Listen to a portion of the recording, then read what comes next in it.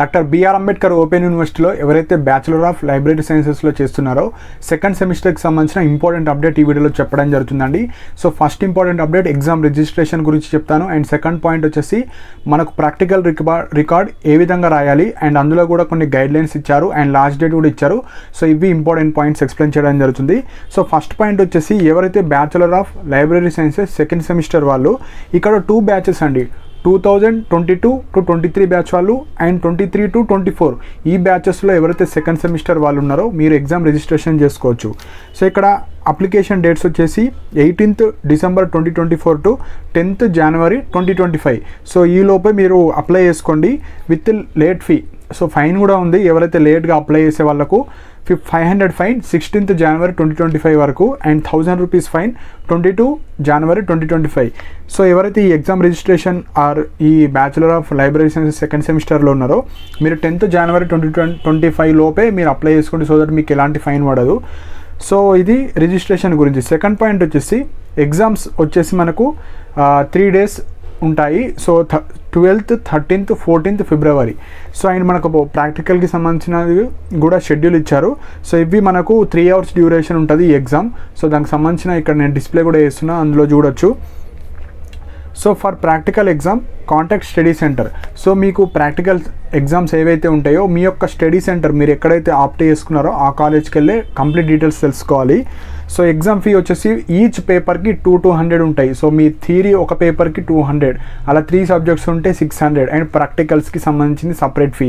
So అలా ఒక్కొక్క పేపర్కి 200 రూపీస్ ఉంటుంది. అండ్ ఇక్కడ ఎగ్జామ్ సెంటర్స్ కూడా ఇచ్చారు.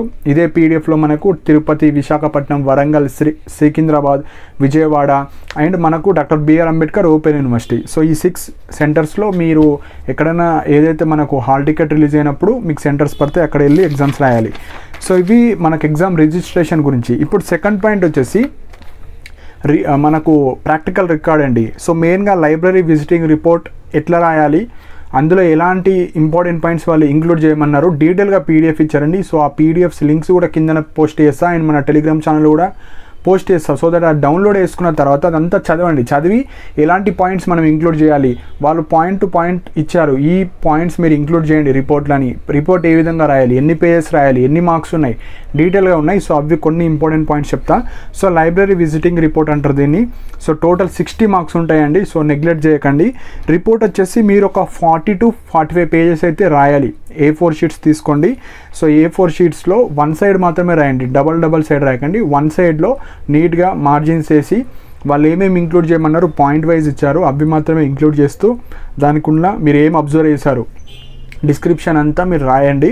అండ్ మీరు గూగుల్లో కూడా సెర్చ్ చేయండి, లైక్ మీకు అంత ఇన్ఫర్మేషన్ రాకపోతే.